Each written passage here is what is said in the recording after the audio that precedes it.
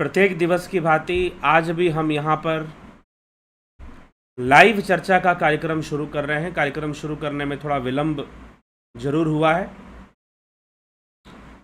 लेकिन अब कार्यक्रम शुरू हो चुका है और आज का जो विषय है मातृका चक्र।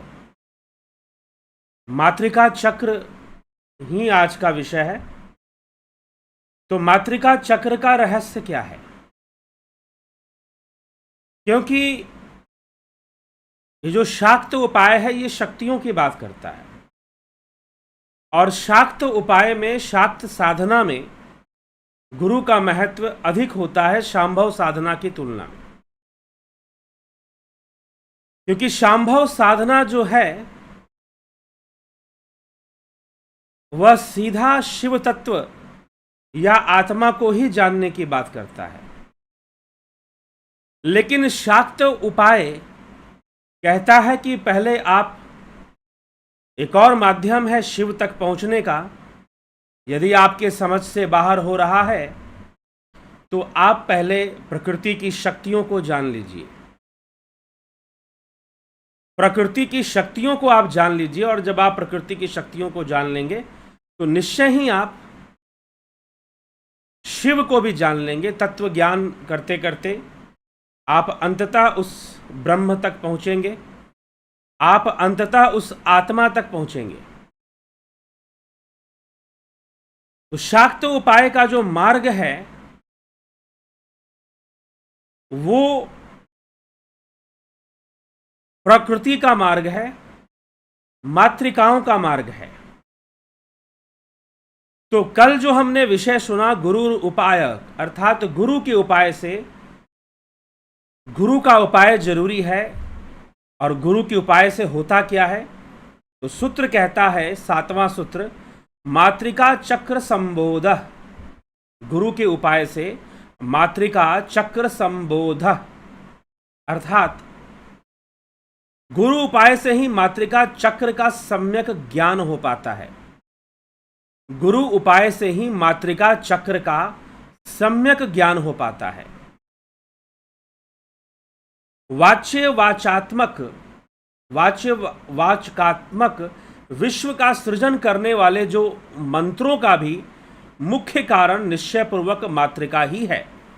मातृकाओं के द्वारा ही सृष्टि की रचना हो रही है, ऐसी मान्यता है। मातृकाओं के द्वारा ही सृष्टि की रचना हो रही है और मातृका, जो मातृका है, इन्हीं मातृकाओं से दुनिया बन रही है, सृष्टि हो रही है और सब कुछ इन मातृकाओं के वशीभूत है। तो मातृकाओं के वशीभूत है कहने का मतलब क्या है? मातृका किसे कहते हैं? आज हम इसी विषय को समझने का प्रयास करेंगे कि मातृका किसे कहते हैं, मातृका चक्र किसे कहते हैं। यहां पर शिव सूत्र में मातृका चक्र की चर्चा, कि मातृका चक्र संबोध, अर्थात मातृका चक्र का सम्यक ज्ञान होना।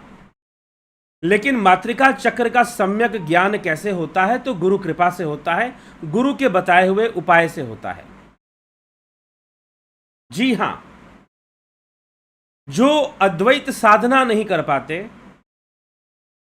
जैसे कई लोग मुझसे प्रश्न करते रहते हैं, यहां पर अद्वैत कैसे हो सकता है, अद्वैत हमको समझ में नहीं आता है।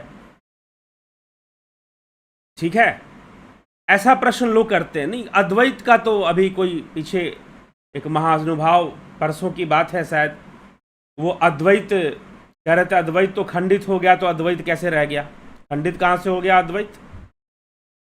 और जो खंडित हो जाए वो अद्वैत कहां रह गया फिर? तो इसीलिए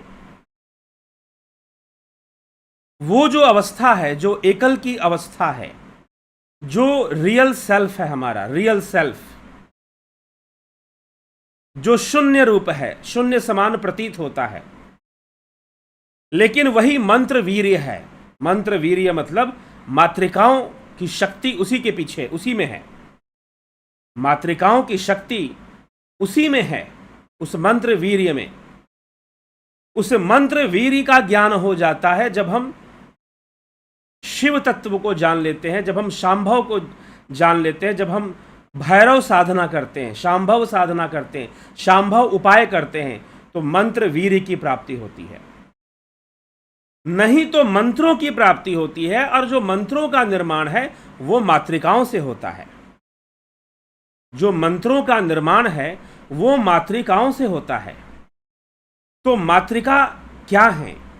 मंत्रों के मूल में मातृकाएं हैं, और मातृकाओं के मूल में प्रणव है, और प्रणव के मूल में शून्य है, वो ब्रह्म है। स्वयं वह परम शक्ति है, वो सर्वव्यापी सत्ता है, वह भावातीत, शब्दातीत, विचारातीत, कल्पातीत ब्रह्म ही है।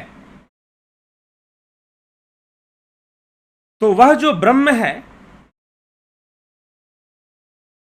उसके लिए, उसके बोध के लिए मंत्र वीर्य का कॉन्सेप्ट आपको दिया था शिवसूत्र में। आपको अगर याद हो कि मंत्र वीर्य क्या होता है, अर्थात मंत्रों के पीछे जो शक्ति काम कर रही है उसी को हम मंत्र वीर्य कहते हैं। लेकिन मंत्रों के पीछे मातृकाएं हैं, और मातृकाओं के पीछे क्या है? मातृकाओं के पीछे मंत्र वीर्य है, और वह मंत्र वीर्य ही शून्य स्वरूप है, वही ब्रह्म स्वरूप है। तो मंत्रों में शक्ति वही देता है। हम सब अपनी शक्ति का जब भी प्रयोग करते हैं, अगर हम विज्ञान भैरव तंत्र, जो कि शिव सूत्र पे आधारित है, विज्ञान भैरव तंत्र साधना का एक ग्रंथ है जो कि शिव सूत्र की विचारधारा पर ही आधारित है। वो तो विज्ञान भैरव के अनुसार हमें एक शून्य की अवस्था में ध्यान लगाना चाहिए, उसी में सारी शक्ति है, और हमारी श्वासें भी शून्य से जाती हैं, शून्य से आती हैं, उनका भी केंद्र बिंदु शून्य ही है। संधि स्थान पर, प्राण और अपान के संधि स्थान पर शून्य का ही अनुभव होता है। अब यह अनुभव करने का विषय है। ध्यान योग के माध्यम से हम उस शून्य तक पहुंचकर कैसे उसका ध्यान करें, कैसे उस अवस्था में बने रहें, ये एक अभ्यास का विषय है, ये एक क्रिया का विषय है, प्रैक्टिस का टॉपिक है। तो प्रैक्टिस कैसे होती है? तो जब हम ध्यान योग या आदि कुछ क्रियाएं सीखते हैं या कोर्स करते हैं तो हमें कुछ पता चलता है। तो मातृकाएं उसी शून्य से निकलती हैं, मातृकाएं भी उसी शून्य से निकलती हैं, और उनका आधार भी वही शून्य है, उनका आधार भी वही शून्य है। तो अब वह जो शून्य है उनसे मातृकाएं बनती हैं, और मातृकाओं से मंत्रों का निर्माण होता है। मातृकाएं बीज मंत्र के रूप में काम करती हैं, और इन मातृकाओं के चक्र को ही मातृका चक्र बोलते हैं। तो मातृका चक्र क्या है?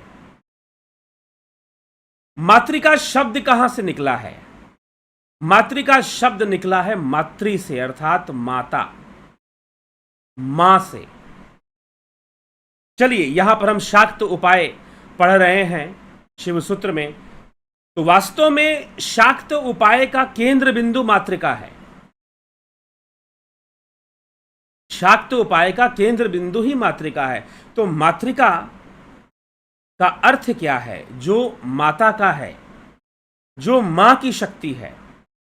मातृ शब्द का यहां अर्थ है माता, मां, जगदम्बा, जगन माता, प्रकृति रूपी माता, जो सबको जन्म देने वाली है, जो सृष्टि करने वाली है। जितनी भी सृष्टि हो रही है वो मातृकाओं के द्वारा हो रही है। जितनी भी सृष्टि हो रही है वो मातृकाओं से हो रही है। मातृकाओं से होने कहने का मतलब कि अंग्रेजी में बोले तो मदर नेचर से हो रही है। जो कुछ भी हो रहा है आपके जीवन में, सुख दुख आ रहा है, आपसे कोई कर्म हो रहा है, उन सब के पीछे ये मातृकाएं हैं। और मातृकाओं की संख्या कितनी होती है? क्या कोई बता सकता है कमेंट कर कर कि मातृकाओं की संख्या कितनी होती है? देवी पुराण के अनुसार 51 शक्तिपीठ का वर्णन आता है। 51 51 शक्तिपीठ का वर्णन आपने सुना होगा। 51 शक्तिपीठ का वर्णन आता है और ये 51 जो शक्तिपीठ हैं ये माता के स्थान हैं और यही 51 मातृकाएं भी मानी जाती हैं। माता के 51 रूप, देवी के 51 रूप, सृष्टि करने वाली जो महादेवी है, सृष्टि करने वाली जो शिवा है, जो शक्ति है, उसके 51 रूप हम 51 शक्तिपीठ के रूप में हम पूजते हैं। मंदिर बने हुए हैं जिनमें ज्वाला जी हिमाचल में, आसाम में कामाख्या जी, और ऐसे करके कई जगहों पर, अगर मैं एक एक का नाम लूंगा तो लंबा समय लग जाएगा। 51 शक्तिपीठों का नाम आता है, ठीक है। तो ये जो माताएं हैं ये सृष्टि करती हैं, लेकिन वो जो 51 शक्तिपीठ जो हैं, जो मंदिर बने हुए हैं, वो मंदिर तो एक पूजा का एक साधन मात्र है, लेकिन उनका जो सूक्ष्म रहस्य है उनके बीज मंत्रों में है, और उनके जो बीज मंत्र हैं वो 51 बीज मंत्र होते हैं। वो क्या होते हैं? 51 बीज मंत्र होते हैं। आज मैं इसका पूरा रहस्य आज आपके सामने रखूंगा कि 51 बीज मंत्र कौन से होते हैं। तो 51 देवियों के 51 बीज मंत्र हुआ करते हैं और उन बीज मंत्रों की साधना होती है। वैसे तो यह विषय बहुत ही बड़ा है, अपने आप में यह तंत्र का मूल विषय है। तो शाक्त उपाय से तंत्र साधनाओं का विकास किया गया था। जो शाक्त उपाय हैं, मातृकाओं के माध्यम से ही यंत्रों का निर्माण होता है। मातृकाओं के माध्यम से ही, जैसे षोडश मातृकाएं होती हैं, अष्ट मातृकाएं होती हैं, सप्त मातृकाएं चलती हैं, तो इन मातृकाओं से यंत्रों का निर्माण होता है, इन्हीं मातृकाओं से मंत्रों का निर्माण होता है, और यंत्र मंत्र और तंत्र की साधनाएं चलती हैं मातृकाओं के माध्यम से। लेकिन इन मातृकाओं के बीज में क्या है? मातृकाओं के परे कौन सी शक्ति है जो मातृकाओं के पीछे कार्य करती है? और मातृकाओं से मंत्रों का निर्माण होता है, तो मंत्रों से भी शक्ति कार्य करती है। तो जितने भी भावनात्मक शक्तियां संसार में हैं, उन भावनात्मक शक्तियों को साधने के लिए ये मातृकाएं सर्वश्रेष्ठ साधन बनती हैं, और इन मातृकाओं से बनने वाले मंत्र भी सर्वश्रेष्ठ साधन बनते हैं। जितनी भी भावनात्मक चीजें हैं संसार में, उन भावनात्मक चीजों को भावनाओं से साधने के लिए, भाव शक्ति से साधने के लिए मातृकाएं साधन बनती हैं। जी हां, भाव शक्ति से, क्योंकि अगर आपको भाव की वृद्धि करनी है, आपको बहुत धन चाहिए, आपको परिवार चाहिए, तो आप इन मातृकाओं और मंत्रों का सहारा आप ले सकते हैं। लेकिन यदि आपको शिव चाहिए, यदि आपको शिव चाहिए, आत्मा चाहिए, ब्रह्म चाहिए, तो प्रारंभिक साधना में मातृकाओं की साधना की जा सकती है। शाक्त उपाय को बताने का उद्देश्य ही यही है, उन साधकों के लिए जिनको अद्वैत शिव दर्शन, शैव अद्वैत नहीं समझ में आता, जो कहते हैं कि अद्वैत ये कैसी शून्य अवस्था, सारी चीजें तो भावनाएं होती है ना। अभी एक भाई साहब मुझे फोन किए थे, वो बार बार कह रहे थे कि भावनाएं ही आत्मा होती हैं, जबकि पूरी विवेक चूड़ामणि, शंकर साहित्य और यहां शांभव उपाय ये समझाने में लगा हुआ है कि आत्मा भावातीत तत्व है, beyond your emotions, beyond your feelings, जहां आप शून्य अवस्था को प्राप्त करते हैं। आत्मा वो चीज है, उसी की शक्ति सबके पीछे काम कर रही है। इसीलिए उसके बोध को मंत्र वीर्य का बोध भी कहा जाता है। जो मंत्रों के पीछे जो शक्ति काम कर रही है, मातृकाओं के पीछे जो शक्ति काम कर रही है। तो ये 51 मात्राएं, ये जो मातृकाएं हैं, यह हमारे वर्णमाला के अंदर, संस्कृत देवनागरी वर्णमाला के अंदर 51 अ से लेकर ज्ञ तक जो अक्षर आते हैं वही उनके बीज मंत्र हैं। 51 माताओं के, 51 जो माताएं हैं, जो माता का रूप 51 रूप है, उनके जो बीज मंत्र हैं वो अ से लेकर ज्ञ तक आप उनको पढ़ते हो। देवनागरी भाषा अगर आप पढ़ते हैं, अगर आप मराठी जानते होंगे, नेपाली जानते होंगे, हिंदी भाषा का ज्ञान रखते होंगे, संस्कृत भाषा का ज्ञान रखते होंगे, और भी कई भाषाएं हैं, जैसे कि आसाम में जाएंगे तो बोडो लैंग्वेज भी देवनागरी में लिखी जाती है। तो और भी कई भाषाओं को में जो है आपको देवनागरी को यूज किया जाता है। यदि आप देवनागरी को जानते हैं तो उसमें जो 51 अक्षर हैं, 51 जो लेटर्स हैं अ से लेकर ज्ञ तक, वह मातृकाओं के बीज मंत्र माने जाते हैं। वह मातृकाओं के बीज मंत्र के रूप में स्वीकार किए जाते हैं। वो बीज मंत्र हैं मातृकाओं के। तो मातृका चक्र कैसा होता है, आइए हम देखते हैं। और इसके मूल को मैं कुछ देर के लिए, मेरे सामने मातृका चक्र होगा और आप उस मातृका चक्र को समझने का प्रयास करेंगे। आप मेरी आवाज सुनेंगे और मातृका चक्र को समझने की कोशिश आप करेंगे। तो ये देखिए, ये मातृका चक्र है।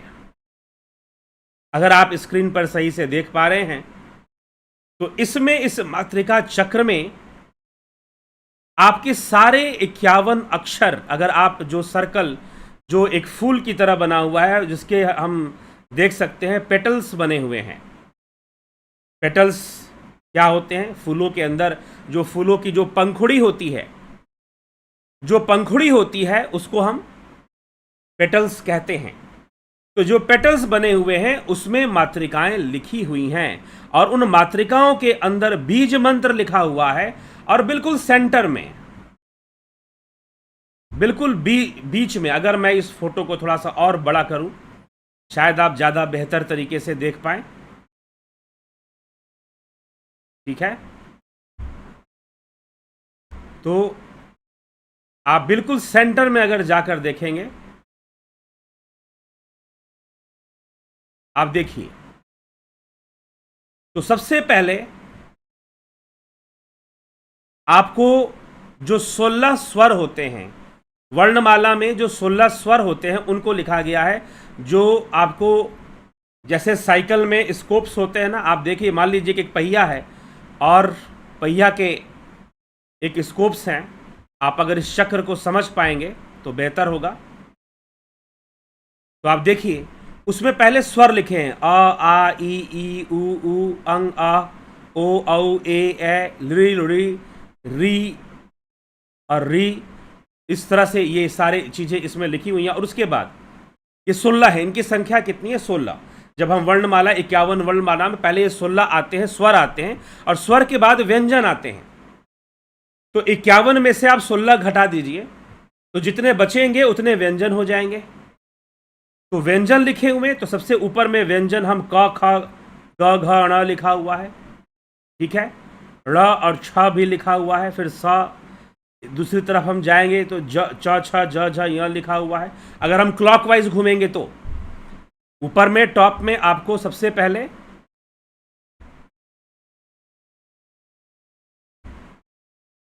क, ख, ग, घ, ण मिलेगा, फिर च, छ, ज, झ, य मिलेगा, फिर ट, ठ, ड, ढ, न मिलेगा। आप क्लॉकवाइज घूमना है इसमें, यह ध्यान रखिएगा। तो ये मातृकाएं सारी आप टोटल गिन लेंगे तो 51 हो जाएंगे। टोटल गिन लेंगे तो क्या हो जाएगा? 51 हो जाएगा। 51, 51।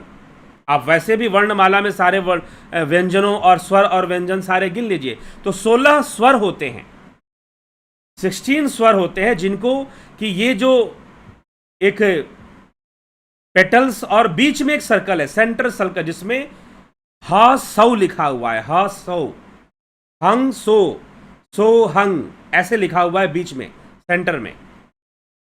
ये मातृका चक्र में आपको मातृका के रहस्य को समझाने के लिए मैं इस विषय को लिया हूं। थोड़ा सा एकाग्रता से देखने और समझने वाली चीज है। तो सेंटर पॉइंट में क्या है? हा सो लिखा हुआ है। और फिर जो आपको जो बड़ा सर्कल है जिसमें कि पेटल्स बने हुए हैं, जैसे कि उसमें फिर व्यंजन को लिखे गए हैं, तो उनको जो जोड़ने वाली, जो बीच में एक रो का काम कर रही है, स्तंभ का काम कर रही है, एक कनेक्टिंग जो ब्रिज का काम कर रही है, उसमें स्वर हैं।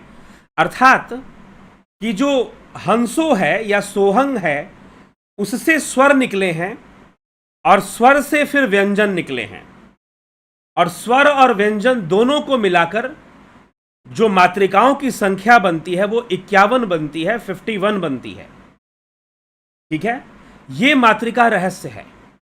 तो जितने भी 51 जो माताएं हैं, 51 जो देवियां हैं, ये 51 जो जिसमें कि आपको 16 जो है उनका संबंध विशुद्धि चक्र से होता है, और 16 जो देवियां हैं उनमें स्वर की देवियां आती हैं, और फिर जो है मातृकाएं व्यंजन के हैं। तो क ख ग घ से लेकर ज्ञ तक जो है ये सारे इसमें आते हैं, सारी मातृकाएं आ जाती हैं।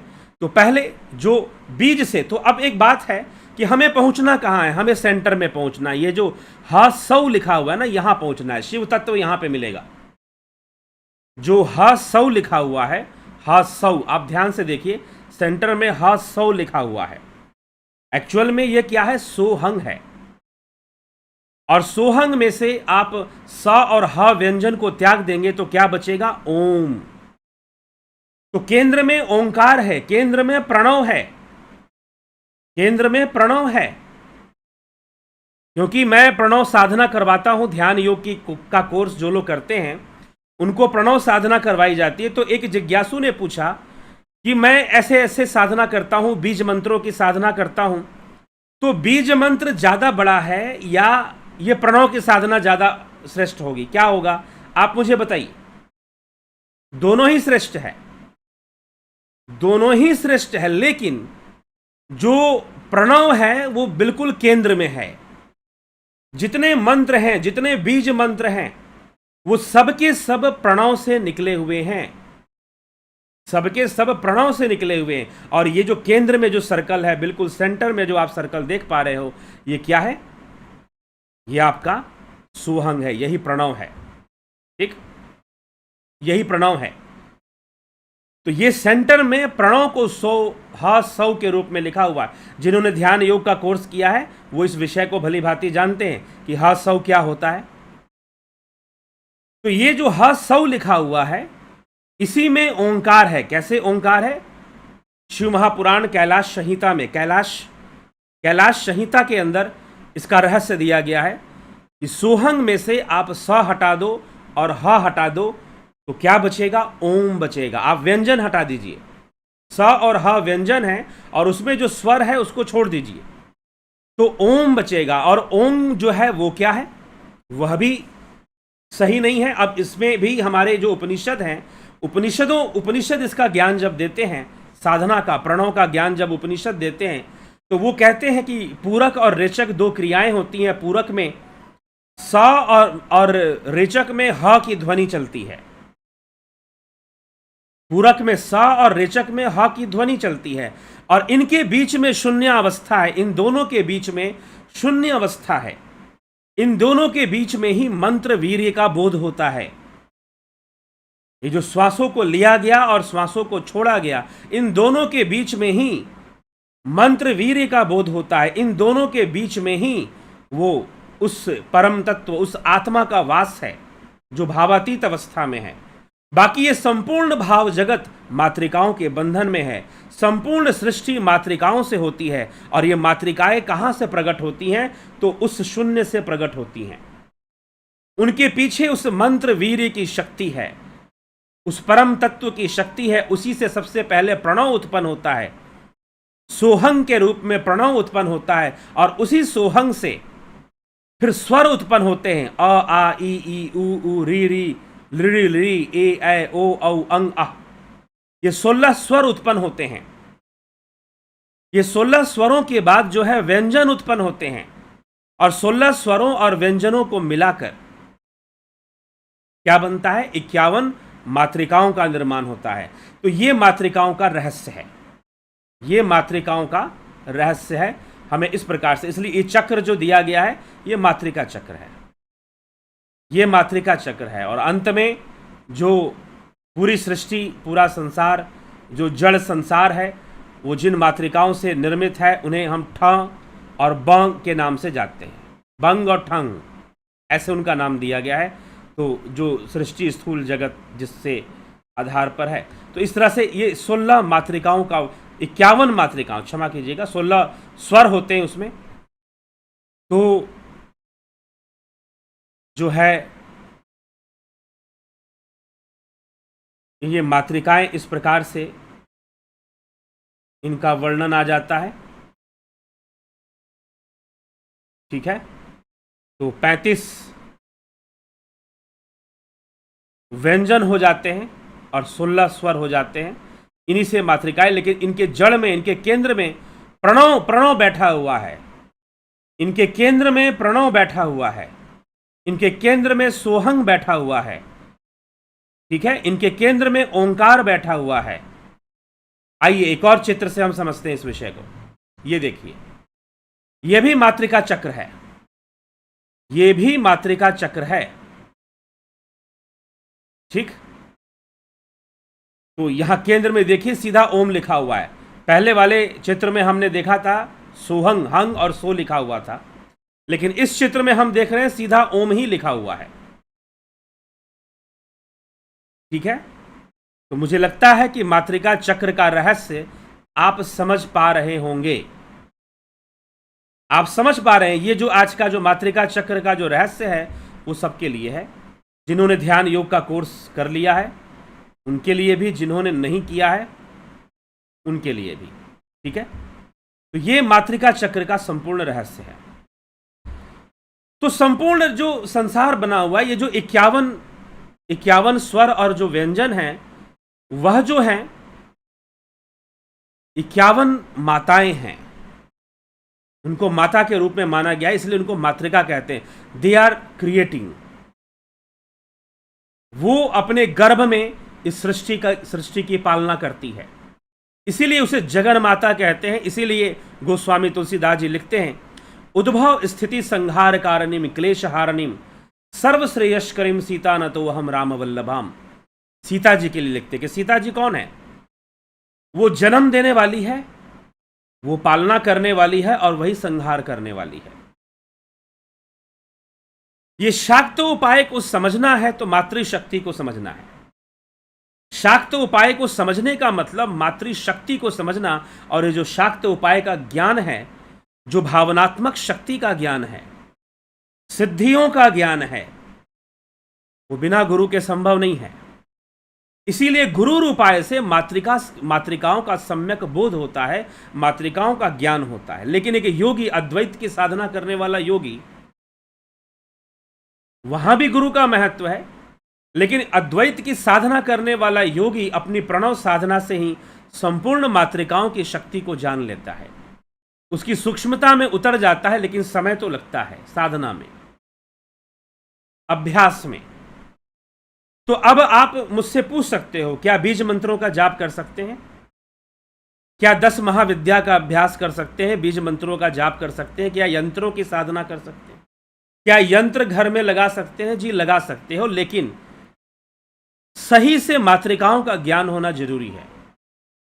यदि आपका उद्देश्य शिव तत्व की प्राप्ति है, यहां पर कहने का उद्देश्य है कि यदि आपका उद्देश्य शिव तत्व की प्राप्ति है तो मातृकाएं सहयोगी हैं।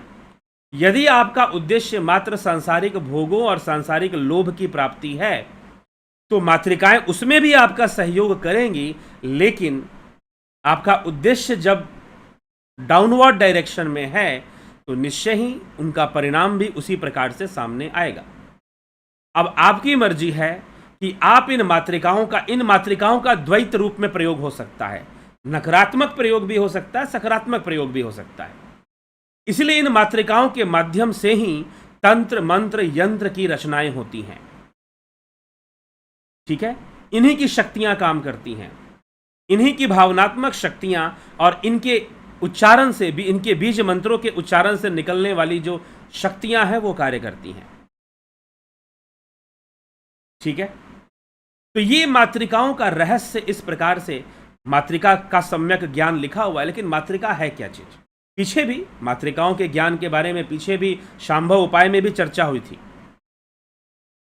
शांभव उपाय में भी चर्चा हुई थी, लेकिन वहां पर मातृका की चर्चा दूसरे रूप से थी। वहां पर जो फोकस पॉइंट था वो मातृका नहीं था, फोकस पॉइंट मातृका के पीछे जो शक्ति काम कर रही है। तो सबसे पहला जो शब्द है, केंद्र बिंदु में संपूर्ण मातृकाओं और संपूर्ण मातृकाओं के केंद्र में जो शक्ति है वो प्रणव की शक्ति है। वो प्रणव की शक्ति है। किसकी शक्ति है? वो प्रणव की शक्ति है, वो सोहंग रूप में उसका उच्चारण है, और उससे भी परे जाकर शून्य अवस्था है एक, वो वही मंत्र वीर्य का बोध होता है, वही मंत्र वीर्य का बोध होता है। तो साधनाएं किस प्रकार से आगे बढ़ती हैं, बीज मंत्रों की साधना, मातृकाओं की साधना, तंत्र की साधना, मंत्र की साधना कैसे आगे बढ़ती हैं, कैसे चलती हैं, उनका आधार क्या बनता है, ये सारी बातें आपको स्पष्ट हो जाएंगी। क्योंकि सारे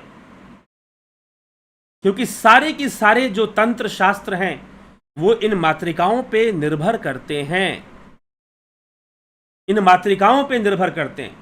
इसीलिए यह कितना वैज्ञानिक भाषा है, देवनागरी भाषा।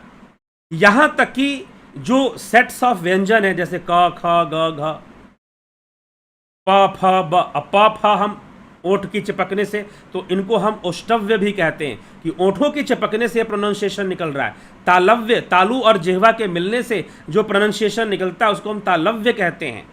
मुझे नहीं लगता कि पूरे वर्ल्ड में कोई ऐसी लैंग्वेज होगी जिसको इतना इस तरह से अरेंज किया गया होगा।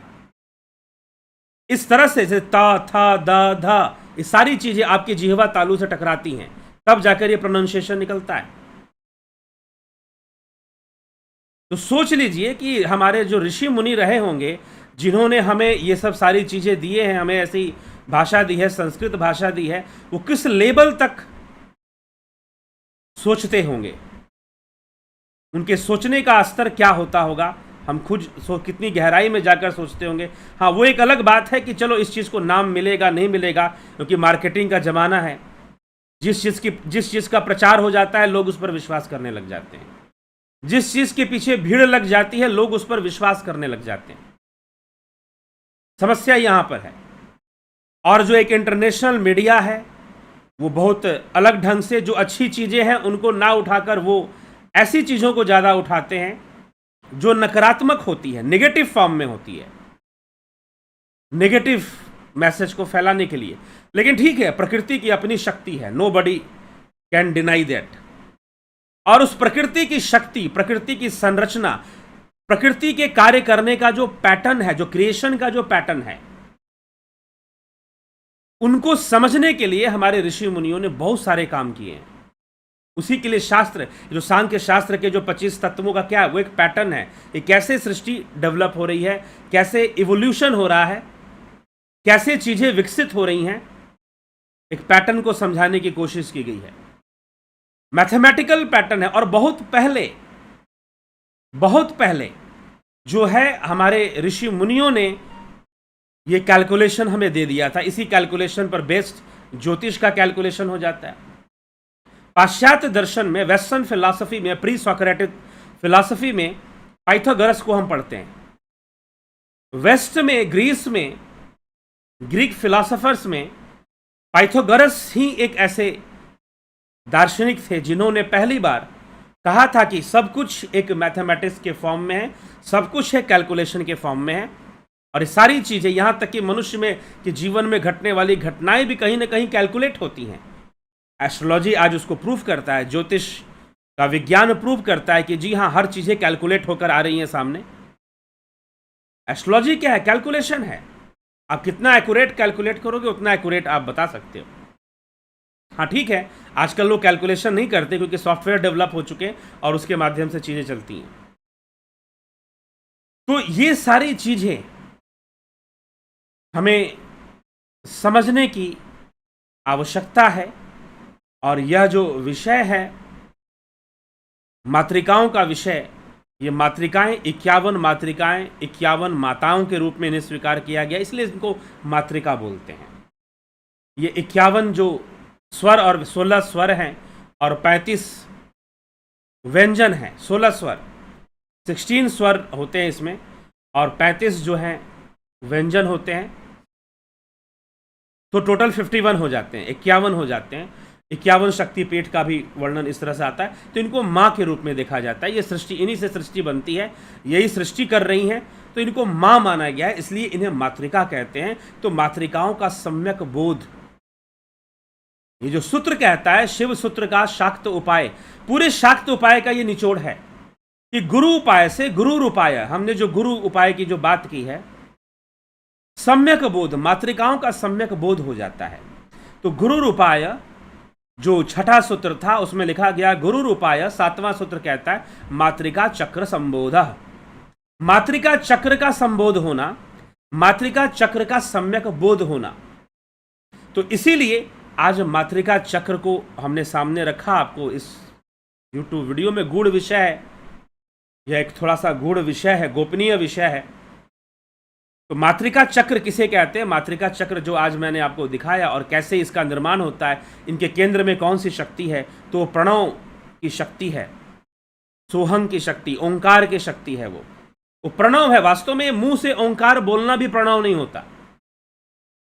मुंह से जो हम ओंकार बोलते हैं वो उद्गीत है। मुंह से उच्चारण कर कर जो हम ओम बोलते हैं, ये उसे उद्गीत कहते हैं। उद्गीत मतलब ऊंचे स्वर में गाना। छांदोग्य उपनिषद का यह विषय, सामवेद का विषय है, ऊंचे स्वर में गायन करना। तो ओंकार को ऊंचे स्वर में बोलना उद्गीत का विषय है। लेकिन जो वास्तविक प्रणव है वो तो अलग ही है। अजपा गायत्री किसे कहते हैं? अजपा गायत्री का मिलेगा तो जाकर ये होगा। तो ऐसे बहुत सारे विषय हैं, बहुत सारी चीजें हैं इस साधनाओं में हमें समझने की आवश्यकता है। और ध्यान योग की साधना है वो उस बीज पर, जो सभी बीज मंत्रों का भी बीज है, जो सभी बीज मंत्रों का भी बीज है, उसकी साधना ध्यान योग में करवाई जाती है। जिन्होंने ध्यान योग का कोर्स कर लिया है दे नो वेरी वेल। और आज के इस वीडियो से और भी चीजें वो बेहतर रूप से जान गए होंगे। तो ध्यान योग में जो साधना करवाई जाती है, जो सभी बीज मंत्रों का भी बीज है, वो प्रणव है। और उसके अंदर भी जो शून्य है वह मंत्र वीर्य, वो उसका संबोध, वो शक्ति है, वही मंत्रों के पीछे की वही शक्ति है। सभी मातृकाओं के पीछे उसी की शक्ति काम करती है। वही परम चेतना है जो मातृकाओं को एक्टिव करता है और मातृकाओं के पीछे से कार्य करता है। वो सर्वव्यापी है, सभी मातृकाओं में वो व्याप्त है। तो संसार में भी वो हर जगह व्याप्त है, हर जगह। उससे परे कुछ भी नहीं है। आप जितनी भी चीजें संसार में देख पा रहे हैं, सजीव क्या है, निर्जीव क्या है, लोग प्रश्न करते हैं। किसी वस्तु की सजीवता का अनुभव और किसी वस्तु की निर्जीवता का अनुभव उस चेतना के कारण ही हो पाता है। इसलिए निर्जीव होने का मतलब ये नहीं कि वो चेतना से परे हो गया, जी नहीं, ऐसा कभी गलती से मत समझिएगा। निर्जीव का अर्थ सब कुछ उस चेतना के साम्राज्य में ही है।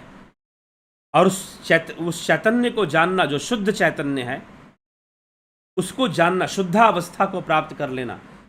जब हम इन भावनाओं से, इन मातृकाओं से मुक्त होकर विचार चलते हैं, मातृकाओं का सहारा लेकर ही चलते हैं। जितने भी थॉट्स आपके दिमाग में आएंगे, they all have the base of मातृका। वो इस वर्णमाला के साम्राज्य, इन बीज मंत्रों के साम्राज्य से ही चलते हैं। जितने भी थॉट्स आते हैं उनका आधार कौन बनता है? मातृकाएं बनती हैं। और जब मातृकाएं नहीं रहेंगी तो विचार नहीं रहेंगे, तो शुद्ध चेतना, वहां शून्यता, वहां आत्मा है, वहां आत्मा की शक्ति है। और वो हमेशा अपनी शुद्धा अवस्था में वो है। हमें वहां पहुंचना है, बस हमें उसकी यात्रा करना है। वो कोई बैटरी नहीं है कि चार्ज हो जाएगा और डिस्चार्ज हो जाएगा। ये व्यक्तिगत अपनी ख्याली पुलाव के अलावा कुछ भी नहीं है। तो शास्त्र क्या कहते हैं? उस चेतना तक पहुंचना। अपनी मनगढ़ंत धर्म नहीं बनाना है कि भाई अपनी मनगढ़ंत विचारधारा को इमेजिन करके रखना शुरू कर दे। तो शास्त्र जो कहते हैं हमें उसी तथ्य को समझना चाहिए और वैसे ही समझना चाहिए। तब जाकर हम कुछ जान पाएंगे, तब जाकर हम कुछ प्राप्त कर पाएंगे, तब। और वहीं से लेकर जिसने कुछ अच्छा बता पाया, वो बिना उसको लेकर नहीं। क्योंकि जब हम साधना के सही पद्धति को प्राप्त करेंगे तो वैसे ही होनी चाहिए, तभी जाकर हम सही जगह पहुंच पाएंगे। ठीक? तो यह विषय हमें थोड़ा समझना है और समझकर चलना है। तो चलिए, ठीक है, ये मातृकाओं का विषय था। निश्चय ही आपने अगर पूरा सुना तो समझे होंगे। चलिए अब आपके कमेंट्स भी देख लेते हैं, कौन क्या कहता है। नवजोत नाथ जी, बहुत बहुत अभिनंदन है आपका। राजू पाल, गुरुजी नाथ संप्रदाय और गुरु गोरखनाथ के बारे में विस्तार से बताइए। कभी और चर्चा करेंगे। ठीक है, अभी तो शिव सूत्र पे चर्चा चल रही है। रविंद्र मकवाना जी, जगत नारायण जी, अवनी प्रधान, हरीश डंगवाल, विनोद कुमार सूद, अवधेश कुमार, विष्णुचंद्र मौर्य, रतन सिंह जी, रमेश पेशवानी जी, गोविंद प्रसाद नीमा जी, चितरंजन बरुआ, रूपलाल विश्वकर्मा, शिवा शर्मा, वीरेंद्र मिश्रा, सरोज कृष्णानी, राम प्रकाश, अमन कक्कर, उषा श्रीवास्तव, राम गोपाल जांगीर, सीताराम माली, कमलेश खैरनर जी, हरीश डंगवाल जी, नरसाराम जी, भिखू कुचाड़िया, सतीश मास्टर, उत्कर्ष तिवारी, माधुरी कोले जी, पंकज सोनी, नरेंद्र कुमार, प्रेम सागर यादव, अशोक गोयल, श्वेता राय सिन्हा, गणेश पवार जी, योगेंद्र पंडित,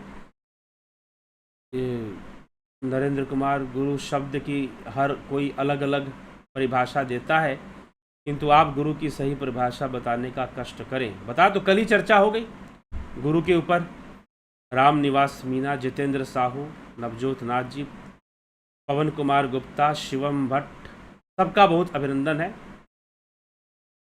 ठीक, शक्तिपीठ का क्या अर्थ है? शक्तिपीठ अर्थात देवी के 51 स्थानों को शक्तिपीठ कहते हैं। ठीक है, शक्तिपीठ का अर्थ है कि वो मातृका रूप में ही वो शक्ति होती है। ठीक, बीज मंत्रों के रूप में ही वो शक्ति होती है। जय हिंदू राष्ट्र, Shivam Bhatt, Om Tatsat, Ram Vilas ji, Manish Jadhav, Kanhai Kumar, Ram Singh Kashyap, Navjot Nath. Very mysterious deep concept. जी हाँ, मिस्टीरियस तो है थोड़ा सा। मैं नेपाल से हूँ, आशुतोष ढकल। मैं नेपाल से हूँ, कृष्ण प्रणामी धर्म निजानंद संप्रदाय में हूँ। हमारा गुरु जी 3 सरष्टि जीवे सृष्टि, ब्रह्म सृष्टि, ईश्वरो सृष्टि, ये टॉपिक में वीडियो बना दीजिए। कैसे बना दे? मैं सब कुछ पढ़ता नहीं हूँ, मैं प्रणामी संप्रदाय का अध्ययन नहीं करता। ठीक है, जलाराम रायका जी, जय श्री राम।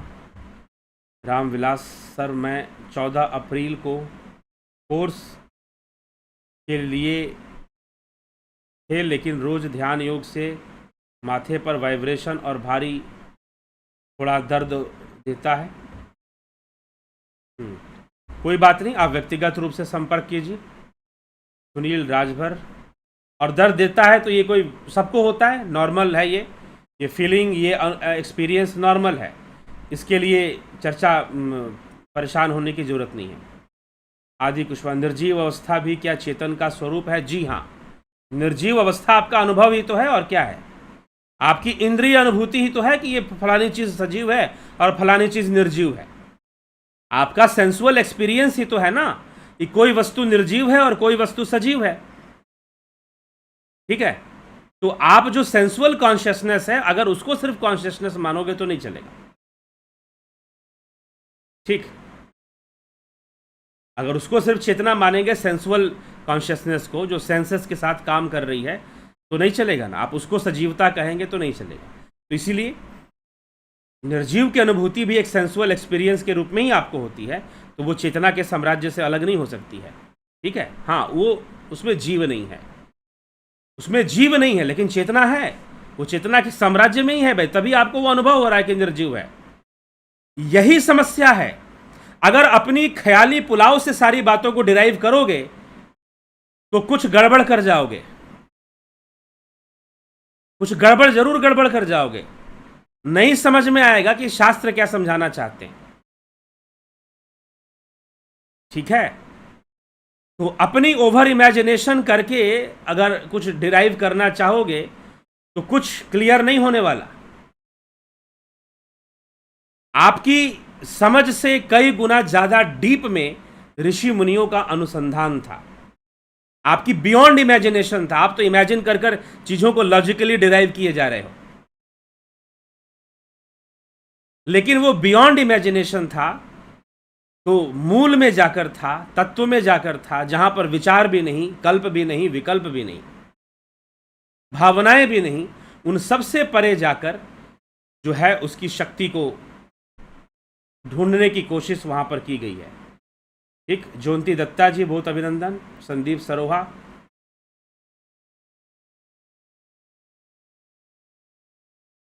ओम ह्राम ह्रीम ह्राम सा सूर्याय नमः।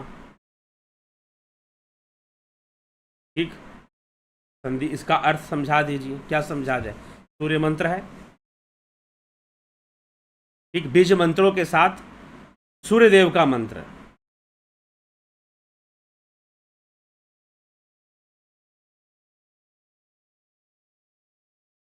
ध्यान समाधि तो पता है, पर सतोरी और संबोधि क्या होती है? शब्द जाल है। एक ही चीज को बताने के लिए अलग अलग समय में अलग अलग महापुरुषों और योगियों ने अलग अलग शब्दों का प्रयोग कर दिया। संबोधि सम्यक बोध है, एक सम्यक बोध ही संबोधि है, नाम से ही पता चल रहा है। तो इसीलिए सुनते जाइए और शब्दों में ज्यादा मत उलझिए। बौद्ध दर्शन पे चर्चा आएगी तो संबोधि क्या है, समुत्पाद क्या है, बहुत तरह के विषय आते हैं, उन सभी विषयों पे टॉपिक्स को क्लियर किया जाएगा। ठीक है, चिंता मत कीजिए। पहले शैव दर्शन, योग दर्शन, ये सब हम समझ लें अच्छे से, तो वो सब बातें भी हमें समझ में आ जाएगी, चर्चा की जाएगी, चिंता ना करें। ठीक, तो चलिए अब इसी के साथ शिवलिंग के पूजन का अर्थ भी स्पष्ट हो गया। ठीक है जी, अच्छी बात है। विराम देते हैं, कल फिर मिलते हैं लाइव चर्चा में आपसे।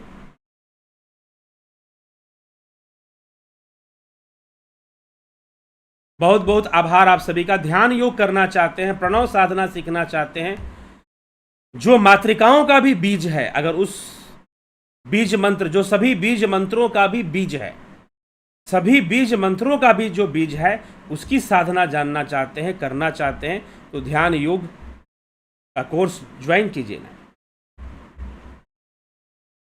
ठीक है, ध्यान योग का कोर्स ज्वाइन कीजिए और लाभ उठाइए।